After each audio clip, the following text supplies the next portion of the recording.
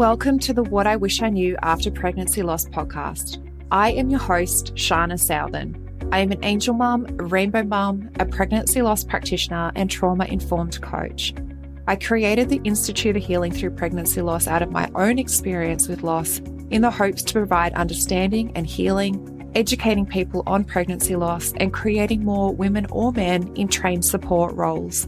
In this podcast, I hope to shed light on what I wish I knew in relation to pregnancy loss, opening up the conversation, breaking the stigma, and bringing real life stories plus guest experts. Thank you for being here with me today, and let's dive into today's episode. Hello, and welcome back to What I Wish I Knew Beyond Loss, the intersection of fertility, trauma, and purpose. The space where we talk about building heart-led businesses, navigating entrepreneurship, and expanding your impact, all while honoring your energy and well-being.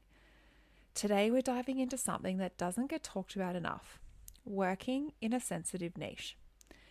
If you're a coach, healer, practitioner, or entrepreneur who supports people through grief, trauma, loss, or deep transformation, you are in a sensitive niche, and this episode is for you. Because let's be honest, running a business in this space isn't the same as selling a product or a standard service.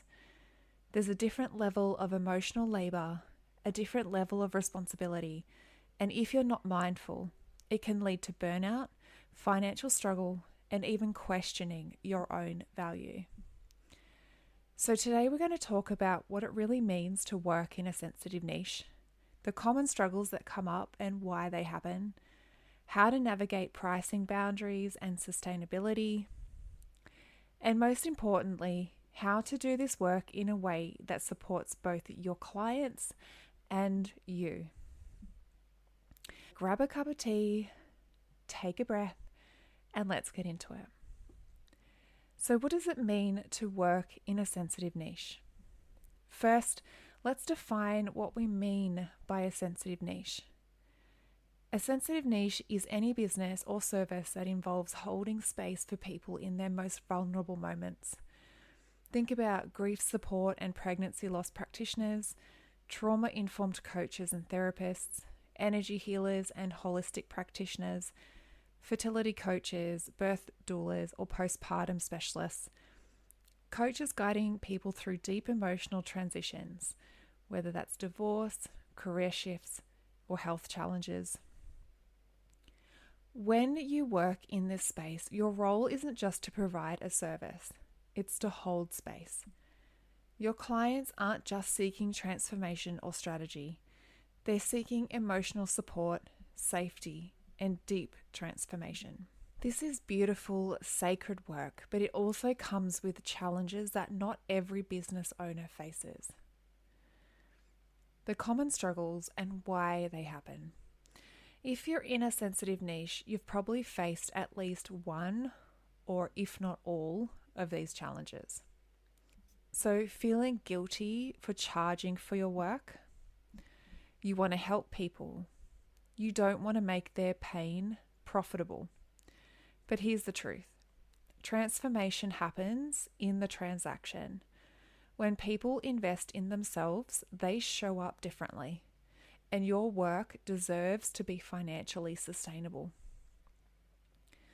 Emotional burnout and compassion fatigue. Because you're holding space for heavy emotions, it's easy to absorb the weight of your clients' experiences.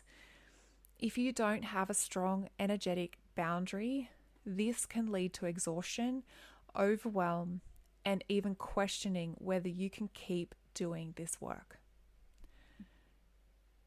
You're thrust into a world you possibly knew nothing or not much about. You step into this work because of passion, purpose, and lived experience, but suddenly you're also running a business. And that means navigating things you may never have had to think about before. The business side, the admin, the finances, systems, legalities, social media, because you now have a virtual shop front online, talking about your offerings. How do you communicate what you do in a way that feels authentic and aligned. It's a whole new world. And if no one teaches you how to do this in a way that works for you, it can feel overwhelming. Struggling with visibility and showing up online, many women in sensitive niches feel conflicted about marketing. They don't want to feel salesy or exploit someone's pain.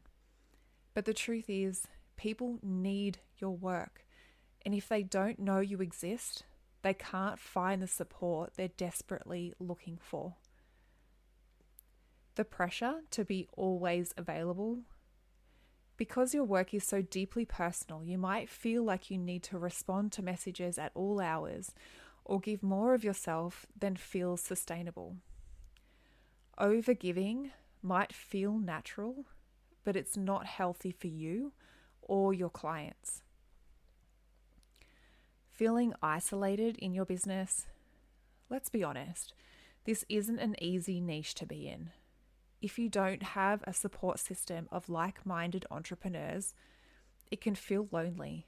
No one really understands the weight of what you do. Does this sound familiar? If so, let's talk about how to navigate this in a way that allows you to thrive. So now, how to create a sustainable, aligned business in a sensitive niche. Here's what you need to know. You can charge well for this work without guilt. Your work is valuable. Your time, energy, and expertise are valuable. And sustainable pricing allows you to keep doing this work long term. If you're constantly overgiving and undercharging, you're at risk of burnout, and that doesn't serve anyone. Boundaries are non-negotiable. This means clear working hours. You don't need to be on 24/7. Prefacing your work with your clients with an outline of what's included and how it's delivered, so you don't feel the pressure to over-deliver. Emotional boundaries. Your client's healing is not your responsibility. You're a guide, not their savior. Marketing doesn't have to feel icky. If sharing your work online feels overwhelming, try this. Focus on educating and supporting, not selling. Share stories and experiences, yours or past clients. Show up as you. Your authenticity is your superpower. Your nervous system matters. If you feel anxious about money, marketing, or visibility, it's not just a mindset issue, it's a nervous system issue. Work on expanding your capacity to hold success without burnout. This is the work I do inside my mentorship, and it changes everything. You don't have to do this alone. Community is everything. Surround yourself with people who get it, who see your work, and who can hold space for you, just like you hold space for others. So let's recap. Your work in a sensitive niche is valuable and deeply needed. You deserve to be paid well for it without guilt. Boundaries, sustainable pricing, and nervous system regulation are key to longevity. You can market your business in a way that feels good for you. You don't have to do this alone. There's a space for you.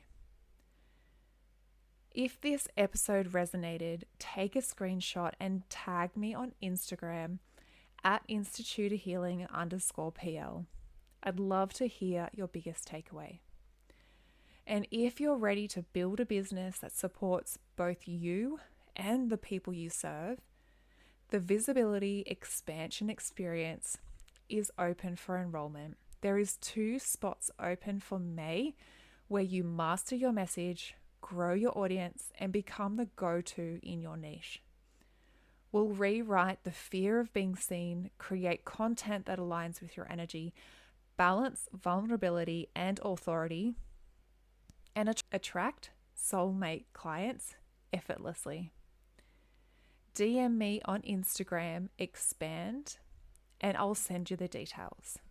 Thank you for being here, and I'll see you next time. Thank you for listening in with me today. I hope you found this episode helpful. If you did, I would absolutely love to hear from you. Take a screenshot of this episode, share it to social media, and tag me at instituteofhealing_PL. I love seeing what is resonating with you right now.